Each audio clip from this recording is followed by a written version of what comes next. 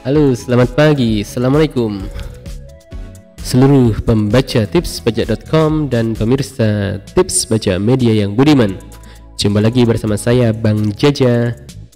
Kali ini kita akan membahas mengenai panduan pajak untuk bendahara BOS. Ya, panduan pajak untuk bendahara bantuan operasional sekolah. Nah, kenapa ini kami bikin tips pajak media membuat video ini? Tidak lain tidak bukan karena banyak sekali pertanyaan yang masuk kepada kami Tips Pajak Media dan tipspajak.com mengenai pertanyaan yang masuk dari para pengelola dana bantuan operasional sekolah mengenai sebetulnya bagaimana sih cara yang benar untuk melakukan pemotongan dan pemungutan pajak atas transaksi dari dana BOS ini. Nah, tentunya sebelum lanjut, kami ajak kembali pemirsa Tips Pajak Media untuk like video ini serta subscribe channel Tips Pajak Media, karena di channel Tips Pajak Media kami berusaha untuk menyajikan informasi dan tips pajak, tips cara memenuhi kewajiban pajak, tips cara untuk melakukan pelaporan online dan sejenisnya. Dan dengan subscribe channel kami gratis ini, kami berharap manfaat-manfaat yang coba kami berikan ini dapat sampai kepada semakin banyak lagi orang-orang yang membutuhkan, sehingga pada akhirnya kita semua semakin banyak dapat melakukan kewajiban perpajakan dengan baik dan benar dan cermat serta hemat tentu saja ya, karena kita gratis ya. Baik, lanjut. Sekali lagi video ini khusus untuk kami khususkan untuk para pengelola dana bantuan operasional sekolah. Semoga bermanfaat ya. Lanjut, ini kita buat Juli 2021. Jadi ketika Anda menonton ini ada kondisi per Juli 2021 ya, kondisi perpajakan per Juli 2021. Nah, jadi di sini ini kami yang pertama adalah kami sampaikan definisi mengenai instansi pemerintah. Jadi instansi pemerintah adalah instansi pemerintah pusat, instansi pemerintah daerah, dan instansi pemerintah desa yang melaksanakan kegiatan pemerintahan serta memiliki kewenangan dan tanggung jawab penggunaan anggaran, yang wajib menyelenggarakan akuntansi dan menyusun laporan keuangan sesuai standar akuntansi pemerintahan. Nah, kemudian adapun dana BOS sendiri, dana bantuan operasional sekolah, adalah dana yang digunakan terutama untuk mendanai belanja non personalia bagi satuan pendidikan dasar dan menengah sebagai pelaksana program wajib belajar, dan dapat dimungkinkan untuk mendanai beberapa kegiatan lain sesuai dengan ketentuan peraturan perundang-undangan. Hal ini dinyatakan di Peraturan Menteri Pendidikan dan Kebudayaan Nomor 6 Tahun 2021. Nah, ini adalah highlight 4 kewajiban utama bagi Anda para pengelola bendahara BOS, bendahara dana BOS. Oke, ada hanya 4 kewajiban. Pertama adalah mendaftar, memotong, memungut, menyetor, dan lapor. Ya, memang hanya 3 ini. Mendaftarkan untuk memiliki NPWP, kemudian memotong dan memungut, kemudian adalah untuk mensetor dan laporan. Nah, yang pertama, kewajiban pertama adalah mendaftarkan. Jadi sesuai PMK nomor 231/PMK 03/2019, instansi pemerintah wajib mendaftarkan diri pada KPP atau KB2KP yang wilayah kerjanya meliputi tempat kedudukan instansi pemerintah menurut keadaan yang sebenarnya. Kemudian diberikan NPWP di tempat kedudukan dan tidak terdapat NPWP cabang. Kemudian NPWP digunakan oleh pengguna anggaran atau kuasa pengguna anggaran atau PPSPM, pejabat penandatanganan SPM, surat perintah membayar, bendahara atau KUR keuangan. Adapun pendaftaran ini dilakukan oleh kepala instansi pemerintah pusat, KPA atau pejabat yang melaksanakan fungsi tata usaha keuangan. Kemudian kepala instansi pemerintah daerah atau pejabat yang melakukan fungsi tata usaha keuangan, dan kepala desa atau perangkat desa yang melaksanakan pengelolaan keuangan desa. Nah, pertanyaannya pertanyaan, Bang Jaja, ini kemarin ini di akhir 2020 atau awal 2021 NPWP kami dihapuskan oleh kantor pajak. Ini seperti apa ini Bang Jaja? Nah, dalam hal memang betul dalam PMK 231 ini, PMK 231 ini memang dinyatakan ini di kantor pajak, Ditjen Pajak memang sedang melakukan pembenahan NPWP bendahara. Kenapa? Karena ternyata banyak sekali NPWP bendahara. Jadi satu instansi bisa memiliki 2 atau 3 atau banyak sekali NPWP bendahara. Makanya disederhanakan menjadi NPWP instansi pemerintahan. Bagaimana dengan SD?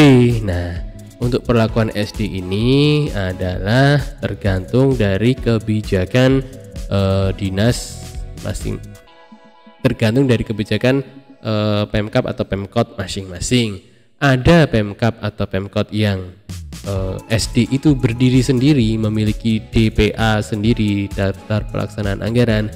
Ada juga yang DPA-nya mengikut atau menginduk ke Dinas Pendidikan. Nah, ini kembali lagi tergantung itu nanti ya, tergantung perlakuan di kabupaten atau kotanya seperti apa. Jika SD atau sekolah itu memiliki DIPA atau DPA sendiri alias mempunyai kode Satker, maka sekolah itu wajib punya NPWP sendiri. Sebaliknya, jika sekolah ini tidak mempunyai DPA atau DIPA sendiri, maka itu nanti akan menginduk ke Dinas Pendidikan. Jadi perlakuan perpajakannya menginduk ke Dinas Pendidikan, NPWP penyetoran dan NPWP potputnya, pemotongan, pemungutan dan pelaporannya menginduk ke Dinas Pendidikan.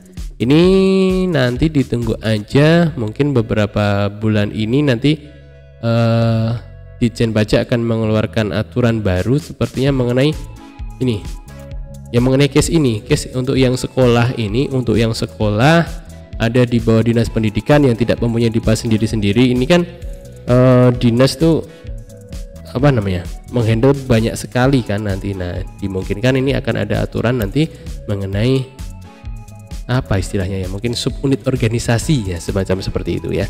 Namun jika sekolah ini memiliki DPA atau DIPA sendiri tidak masalah, karena itu langsung memiliki NPWP kan nanti kan, karena mempunyai NPWP sendiri. Oke ya, seperti itu. Jadi untuk mendaftar ini ujung-ujungnya ada NPWP, tergantung kembali ke kebijakan pemerintah daerah. Apakah sekolah-sekolah ini memiliki NPWP, memiliki DPA atau DIPA tersendiri, ataukah menginduk ke Dinas Pendidikan. Jika menginduk ke Dinas Pendidikan, maka sekolah-sekolah ini tidak perlu punya NPWP.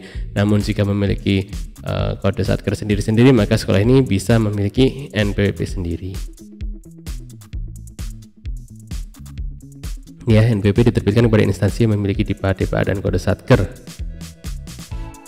Oke, cukup clear. Kewajiban pertama adalah mendaftarkan diri memiliki NPWP.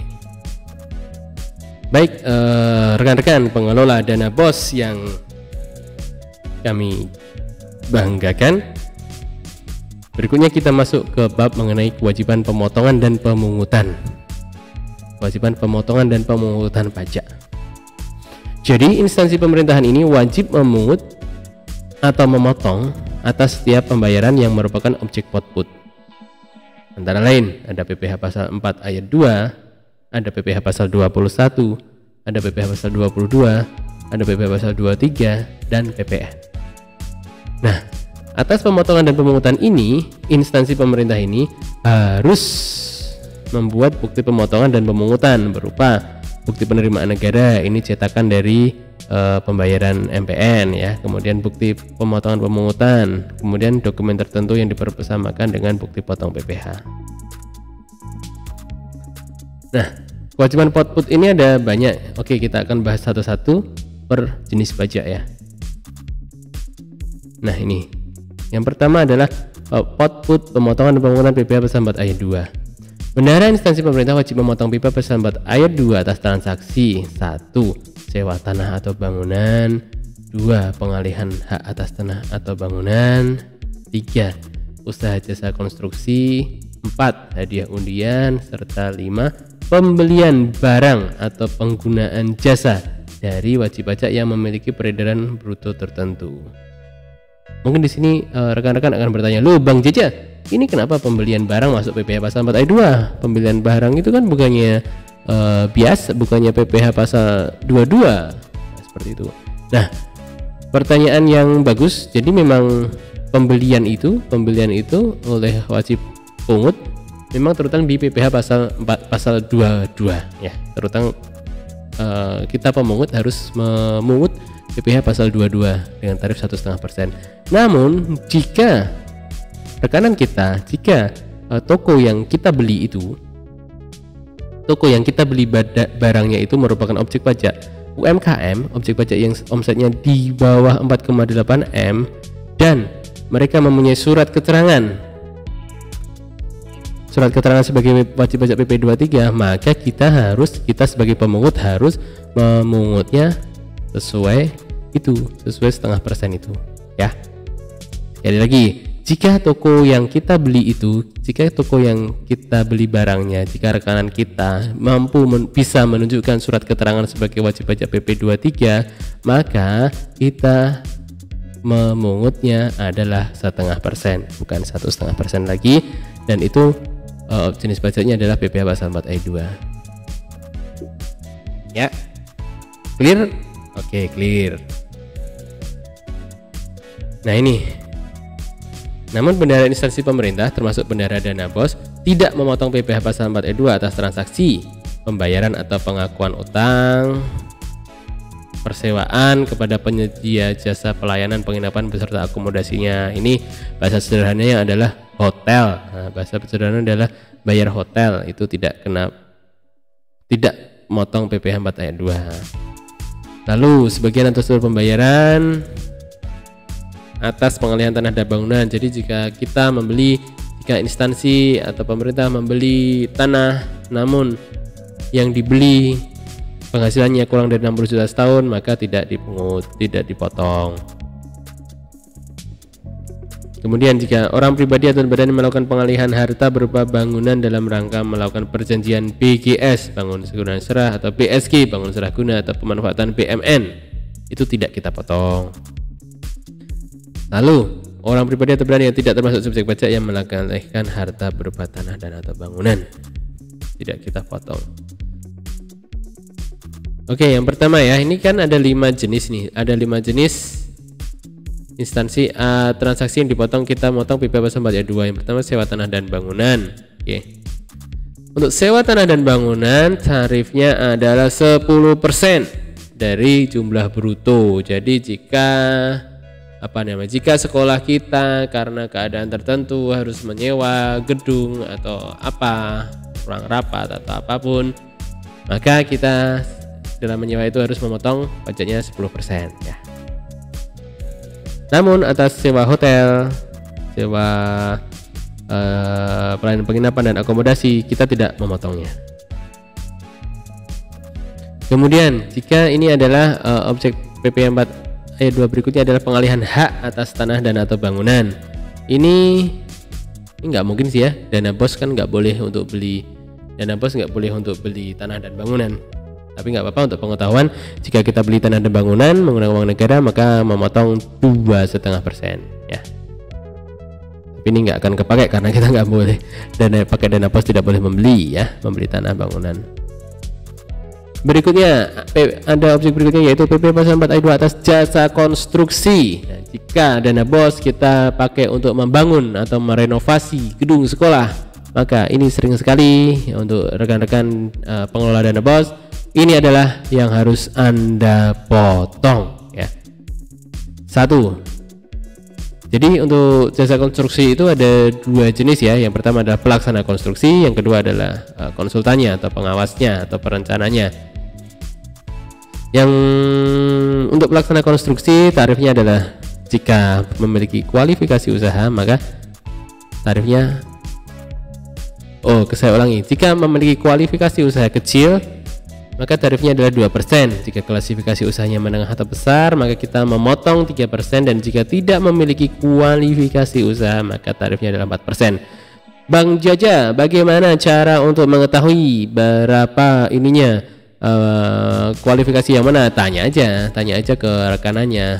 You punya kualifikasinya apa? Kualifikasi usahanya apa? Gitu ya. Pasti mereka punya. Kalau untuk usaha jasa konstruksi pasti semuanya punya. Maksudnya ada itunya. Jika nggak punya ya dipotong 4% itu tadi. Oke, clear ya. Jadi pemotongan berapa persennya atas pelaksanaan konstruksi itu tergantung dari kualifikasi usahanya mereka, rekanan. Dan jika mereka adalah perencana atau pengawas konstruksi, jika punya kualifikasi usaha dipotong 4%, dan jika tidak memiliki kualifikasi usaha dipotong 6%. Pengalinya adalah DPP-nya adalah nilai kontrak tidak termasuk PPN. Oke, clear ya. Ini sering sekali dipakai, jadi simak baik-baik. Atas jika kita membelanjakan dana BOS untuk jasa konstruksi dipotongnya 2%, 3%, dan 4%.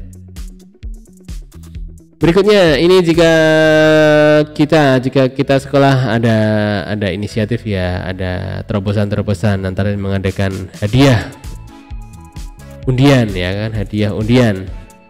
Ini maka kita harus memotong pajaknya 25%. Meskipun jarang tapi kita informasikan bahwa atas hadiah undian dipotong PPh 25%.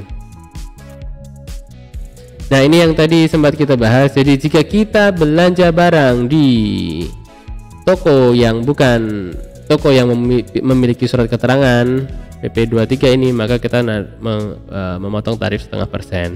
Namun ingat, ini pengecualian adalah nanti ada di PP pasal 2. PPh pasal 22 ada nanti, jadi bahwa dana BOS itu ketika belanja tidak perlu memotong PPh pasal 22. Jadi karena tidak dari dana BOS tidak memotong PPh pasal 22, maka tentunya kita tidak memotong, kita sebagai pengelola dana BOS tidak memotong PPh pasal 4 ayat 2 nya ya. Oke, jenis pajak pertama yang harus kita potong adalah PPh pasal 4 ayat 2 tadi sudah. Kemudian yang berikutnya adalah pemotongan PPh pasal 21 atas penghasilan sehubungan dengan pekerjaan, jasa, dan kegiatan kepada wajib pajak orang pribadi dalam negeri. Ini sering banget kita transaksinya, jadi mari kita simak baik-baik. Objek pajaknya adalah penghasilan tetap dan teratur setiap bulan yang diterima oleh pegawai seperti gaji dan tunjangan. Kemudian penghasilan tidak tetap dan tidak teratur yang diterima oleh pegawai, bukan pegawai, dan peserta kegiatan seperti honor kegiatan, honor narasumber, dan sebagainya. Adapun tarifnya ada dua jenis. Ada dua jenis nih. Yang pertama adalah tarif pasal 17 Undang-Undang PPh. Yang kedua adalah tarif final. Nah, ini dia. Lihat baik-baik dari judulnya ya. Ini adalah perhitungan PPh pasal 21 atas pegawai ya. Perhitungan PPh 21 atas pegawai. Ingat, atas pegawai. Jadi atas pegawai ini, jika pegawai tetap, maka perhitungannya adalah penghasilan neto dikurangi PTKP. Ini DPP-nya. Kemudian DPP, dasar pengenaan pajaknya. Jika untuk pegawai tidak tetap yang menerima penghasilan bulanan, maka DPP-nya adalah penghasilan bruto dikurangi PTKP. Kemudian jika pegawai merupakan harian, maka penghasilan bruto DPP-nya adalah penghasilan bruto dikurangi 450.000. Atau penghasilan bruto. Kemudian untuk yang penghasilan brutonya antara 4,5 sampai 10,2 juta ini adalah penghasilan bruto dikurangi PTKP harian. Dan berikutnya adalah penghasilan bruto jika di bawah 10,2 juta adalah dikurangi PTKP. Ya, seperti itu. Lanjutkan. Nih, kita lihat judulnya. Perhitungan PPh pasal 21 atas bukan pegawai. Oke ya, bukan pegawai. Ada dua jenis. Bukan pegawai yang bersifat berkesinambungan. Dasarnya adalah 50% dikalikan penghasilan bruto kumulatif. Kemudian bukan pegawai yang menerima penghasilan tidak berkesinambungan. Oke, bukan pegawai yang menerima penghasilan tidak berkesinambungan. Contohnya tarifnya adalah 50% dikalikan DPP-nya adalah 50% kali penghasilan bruto. Dan yang terakhir untuk peserta kegiatan. Nah, peserta kegiatan ini DPP-nya adalah penghasilan bruto. Ya, clear di sini ya. Jadi yang menentukan DPP-nya ini adalah Yang menentukan DPP adalah statusnya, pegawai atau bukan pegawai, lalu jika bukan pegawai itu berkesinambungan atau tidak berkesinambungan, atau peserta kegiatan. Peserta kegiatan itu contohnya apa? Peserta kegiatan contohnya ketika ketika sekolah mengadakan lomba. Nah, pemenang lomba itu lomba itu berarti yang ada kemampuannya ya, ada proses seleksinya dan seterusnya, bukan undian ya. Jadi peserta lomba itu jika menang dapat hadiah maka dipotong, maksudnya ini peserta kegiatan ya. Jadi contoh tarifnya itu paling rendah adalah 5% dikalikan peserta kegiatan, dikalikan penghasilan bruto langsung. Jadi 5% dikalikan, misal terimanya 5 juta, 5% kali 5 juta. Nah, ini kan tadi kami bilang bahwa penghitungan PP 21 adalah tarif dikalikan DPP. Ini adalah DPP, yang kita bahas ini namanya DPP. Nah, lalu dikalikan tarif. Berapa tarifnya? Ini dia. Tarif adalah tarif kita ada 4 lapis tarif ya di Indonesia ini. Ada untuk yang paling rendah ada 5%. Itu adalah untuk lapisan penghasilan kena pajak sampai dengan 50 juta. Ya. Jadi jika setahun penghasilannya penghasilan kena pajaknya 40 juta, maka ya udah tarifnya pajaknya itu ya penghasilan kena pajak 40 juta dikalikan 5%, seperti itu. Kemudian untuk 50 sampai 250 juta range-nya adalah 15%, kemudian 250 sampai 500 range-nya adalah 25%. Saya ulangi ya, nomor 2 tadi 15%, nomor 3 ini 25%, dan untuk penghasilan kena pajak di atas 500 juta maka tarif pajaknya adalah 30%. Ini per saat ini Juli 2021 aturannya masih seperti ini. Kayaknya pemerintah akan merubah lapisan, diberitakan cukup ramai. Nah itulah, kita tunggu saja. Tapi yang jelas per Juli 2021 ini tarifnya adalah seperti ini. Lalu adapun PTKP. Nah untuk PTKP ini jadi ini kan penghasilan kena pajak. Jadi untuk contohnya untuk apa namanya, pegawai tetap ya. Pegawai tetap itu dalam setahun misal penghasilannya adalah 100 juta. Nah, kita lihat dulu 100 juta itu enggak langsung semena-mena kita kalikan tarif ini, tapi ada pengurangnya dulu penghasilan kena pajaknya. Nah, ada penghasilan kena pajak itu adalah bruto dikurangi PTKP. Nah, PTKP ini berapa? PTKP-nya adalah ini. Ini membacanya adalah yang atas sendiri ini tidak kawin tanpa tanggungan, maka tahunannya 54 juta. Yang bawah ini yang ada mouse-nya ini adalah kawin tanpa tanggungan, 458.500. Kemudian yang paling tinggi adalah kawin dengan tanggungannya 3, ada 72 juta rupiah dalam setahun. Ya, ini adalah lapisan untuk menguranginya.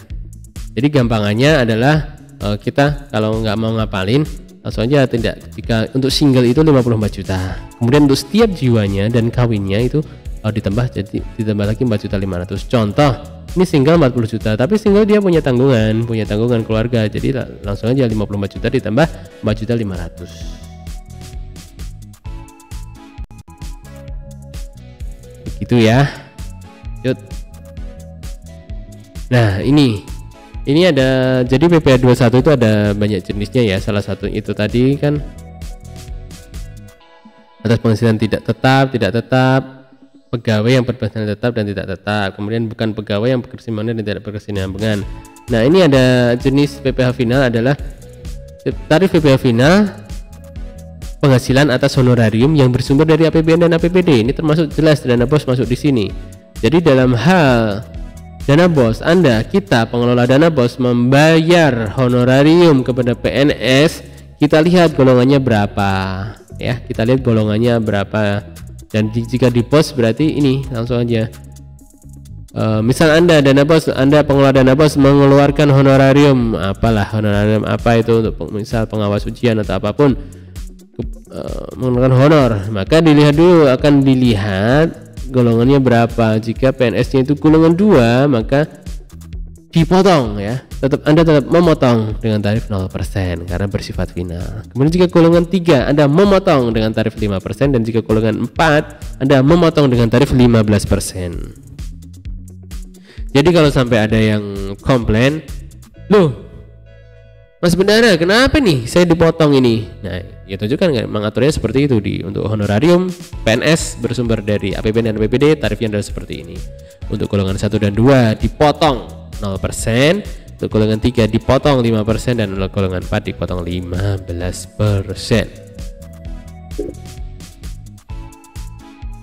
Oke, seperti itu kita telah dua jenis ya, kita telah membahas mengenai dua kewajiban. Pertama kewajiban daftar dan kedua kewajiban potong pungut.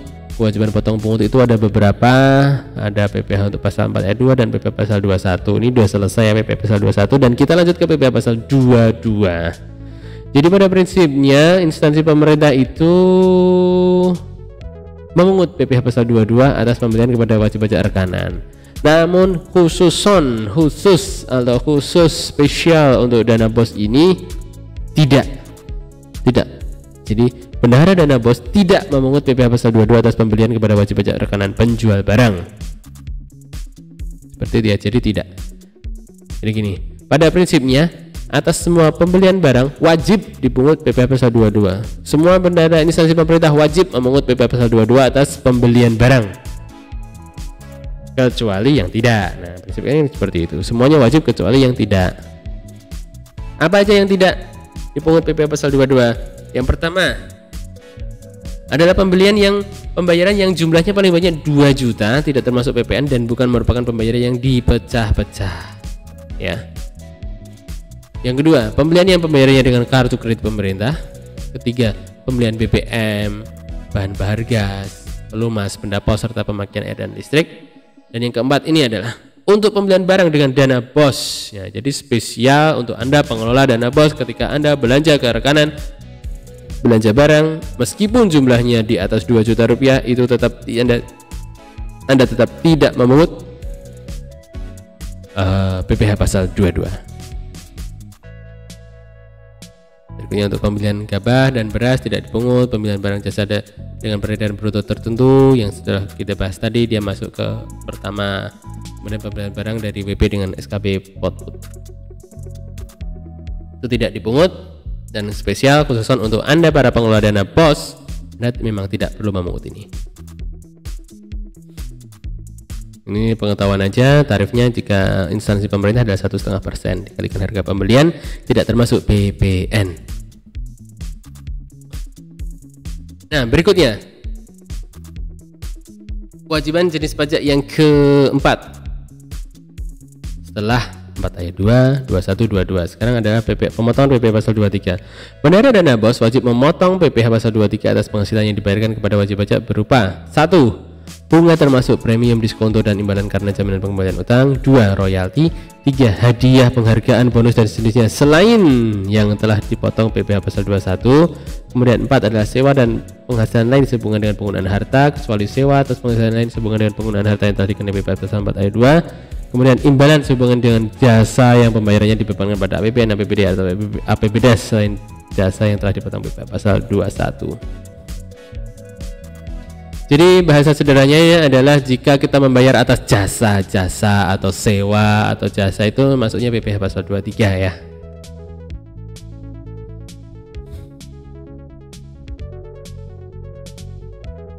Ini sekali lagi prinsipnya adalah nih yang paling sering ini sih. Paling sering nomor 4 ini, sewa dan penghasilan lain sehubungan dengan penggunaan harta. Dengan kriteria tadi ada yang pembayaran yang tidak dipotong PPh pasal 23. 1. Penghasilan yang dibayarkan atau terutang kepada bank. 2. Sewa yang dibayarkan sehubungan dengan sewa guna usaha dengan hak opsi. 3. Penghasilan yang dibayarkan atau terutang kepada badan usaha atau jasa keuangan yang berfungsi sebagai penyalur pinjaman atau perantara pembiayaan. 4. Imbalan sehubungan dengan jasa yang telah dikenai PPh yang bersifat final.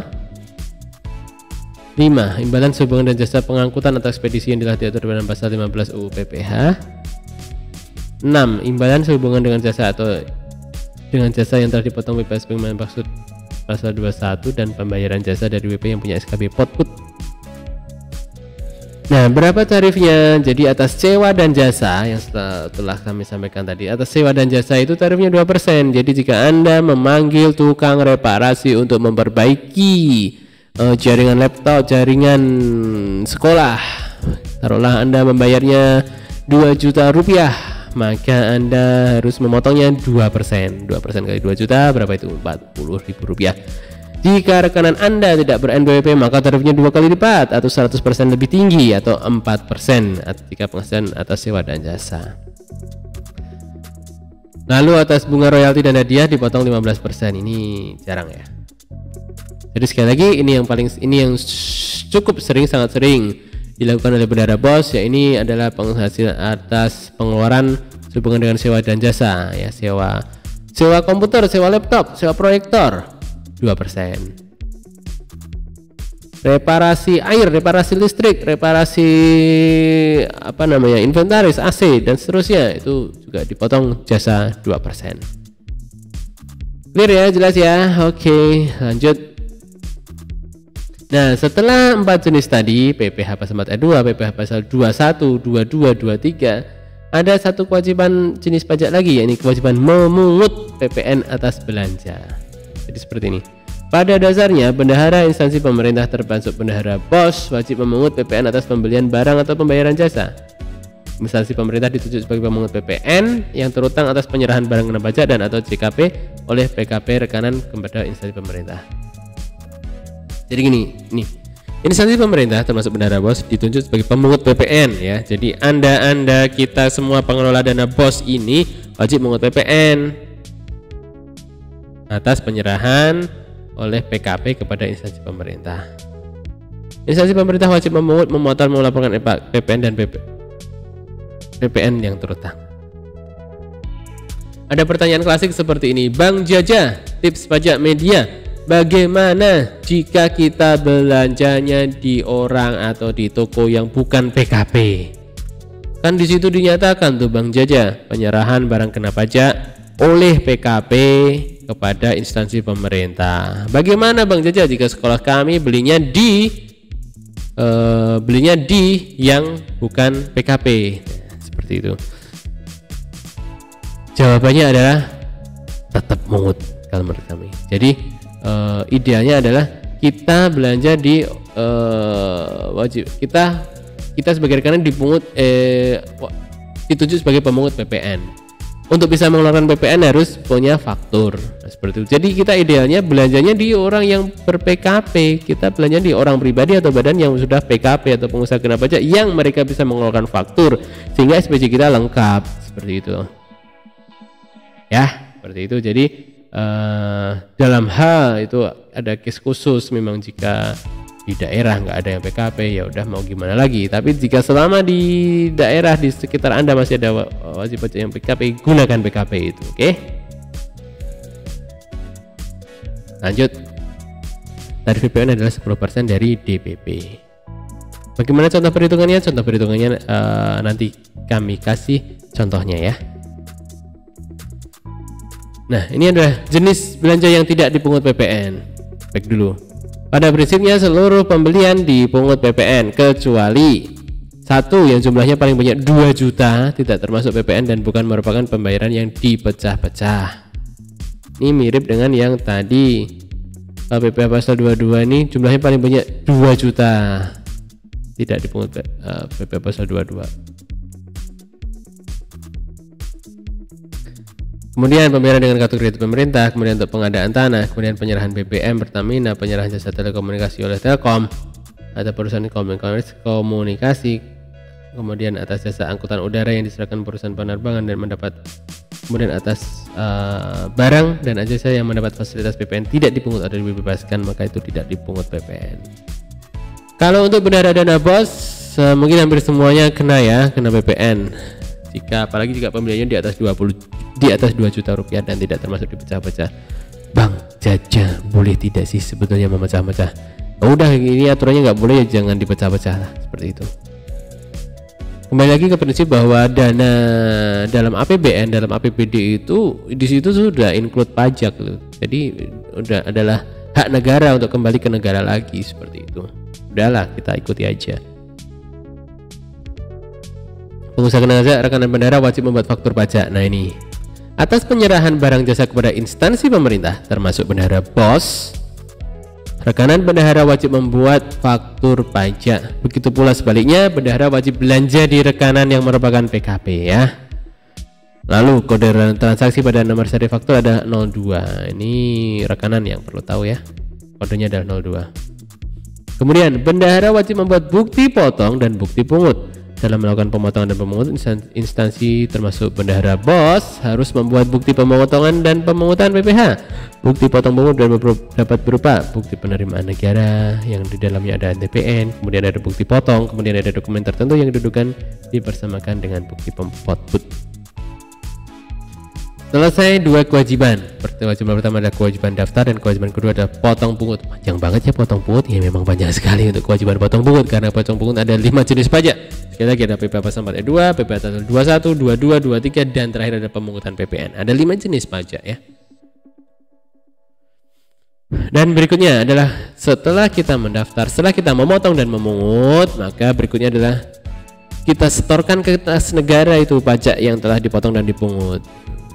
Bang Jaja, gimana caranya? Jadi seperti ada 3 langkah menyetorkan pajak. Setelah melakukan pemotongan dan pemungutan, bendahara instansi pemerintah termasuk bendahara BOS wajib menyetorkan pajak yang telah dipotong dipungut ke kas negara.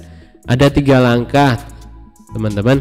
Yang pertama adalah mengisi SSP atau SSE di e-billing ya, kemudian membuat kode billing, create kode billing, diklik kode billing dan kemudian melakukan pembayaran ke bank atau kantor pos dan channel lain. Nah, pertama adalah membuat kode billing. Nah, ini adalah kode jenis pajak yang kita tidak boleh salah, karena kalau salah kita malah ketambahan beban administrasi. Harus ada pemindah bukuan. Pemindah bukuan itu ada beberapa syaratnya seperti itu. Daripada 2 kali kerja pemindah bukuan, jadi lebih baik Anda membuat billing dengan teliti ya.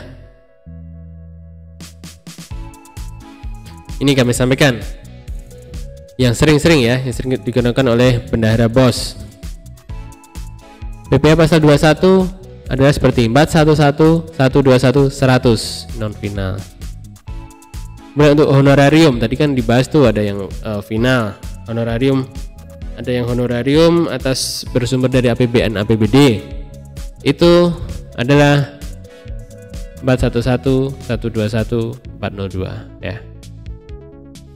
Kemudian untuk nomor 3 dan 4 ini tidak ada ya, karena bendahara BOS tidak memungut PPh pasal 22.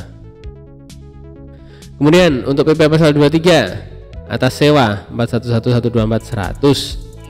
Oke, atas sewa komputer, sewa laptop, sewa proyektor dan sejenisnya. Ini sewa selain tanah dan bangunan ya. Ada pemotongannya ada seperti ini, 411, 124, 100. Kemudian atas jasa, pemotongan atas jasa 411, 124, 104. Oke, jangan keliru ya. Ini 104. Berikutnya ini jarang pengalihan, ini sewa. Sewa masih mungkin ya, bendahara BOS misal sewa kios atau sewa toko atau sewa apapun, sewa tanah dan bangunan, kodenya seperti 411, 128, 403. Kemudian ada jasa konstruksi 411, 128, 409. Ya, jadi untuk rekan-rekan untuk yang ini 1, 2 ini, kemudian 6, 7 ini, untuk 21 dan 23 dan 4 ayat 2 ini NWP nya atas nama bendahara ya, NWP atas nama bendahara. Lalu kalau untuk PPN, NPWP atas nama rekanan. Kita bisa kok, kita bendahara bisa buat billing atas nama rekanan bisa. Khusus NPWP instansi pemerintah, khusus akun DCP online bendahara, jadi bisa membuat kode billing atas nama rekanan. Jadi seperti ini ya untuk PPN 411211. Oke, 411211 pemungutan PPN untuk bendahara APBN APBD. Yang membedakan ini APBN APBD dan dana desa ya. 411211 entah itu 910, 920, 930. Dan yang terakhir nomor 14 ini adalah pemotongan PPh final berdasarkan PPh PP23. Ini tidak pakai karena bendahara BOS tidak memungut PPh 22 atau PPh 42 atas pembelian barang di atas atau di bawah 2 juta rupiah. Kemudian cara membuat kode billing di video tersendiri aja ya biar enak Yang paling penting adalah kita mempunyai akun DJP online ya. Kita punya akun DJP online. Untuk punya akun DJP online harus punya EVIN. Ini pertama, itu sekali saja kok punya EVIN untuk mendaftar akun itu hanya sekali aja.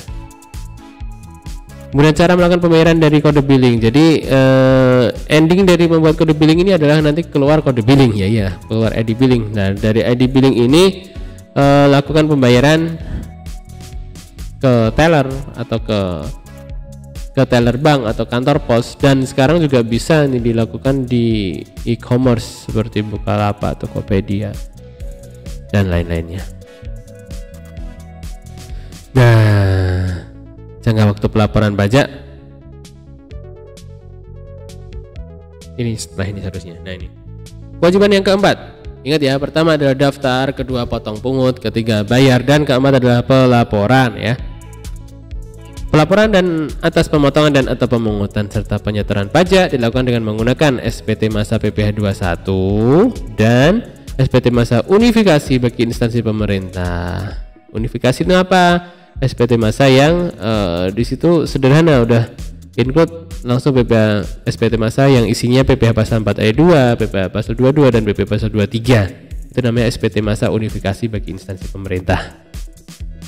Pelaporan SPT paling lama tanggal 20 berikutnya. Jadi untuk masa sekarang ini Juli 2020, maka transaksi di bulan Juli itu harus sudah Anda laporkan di 20 Agustus. Nah, ini unifikasi pemerintah. Nah, nanti kita bahas juga SPT masanya. Dan selesai. Itu dia pembahasan mengenai cara pelaporan untuk cara pemenuhan pajak, panduan pajak untuk bendahara pos ya. Kami ulangi lagi, pada prinsipnya ada 4 jenis, kewajiban, yaitu pertama kewajiban mendaftarkan diri memiliki NPWP, yang kedua adalah kewajiban untuk memotong dan memungut. Memotong dan memungut ini ada 4 jenis, ada PPh Pasal 21, 22, 23 ya, dan PPN seperti itu. Kemudian yang ketiga adalah membayarkan pajak yang telah dipotong atau dipungut itu ya. Dan berikutnya adalah melaporkan transaksinya, melaporkan pemotongan dan pemungutan pajak. Sekian dari kami tipspajak.com dan Tips Pajak Media. Tidak lupa kami ajak Anda semua untuk like video ini serta subscribe channel YouTube Tips Pajak Media agar ini makin banyak lagi orang-orang yang bisa mendapatkan informasi yang coba kami berikan ini. Oke. Di video berikutnya kami akan sampaikan beberapa contoh soal ya, contoh kasus untuk yang sering dilakukan oleh transaksi sering dilakukan oleh bendahara pos ya. Sekian, semoga bermanfaat, dan jika masih ada yang ini ditanyakan silahkan tuliskan di kolom komentar di bawah. Dan juga sekali lagi kami menyediakan channel Telegram di Tips Pajak. Saya ketik lagi Telegram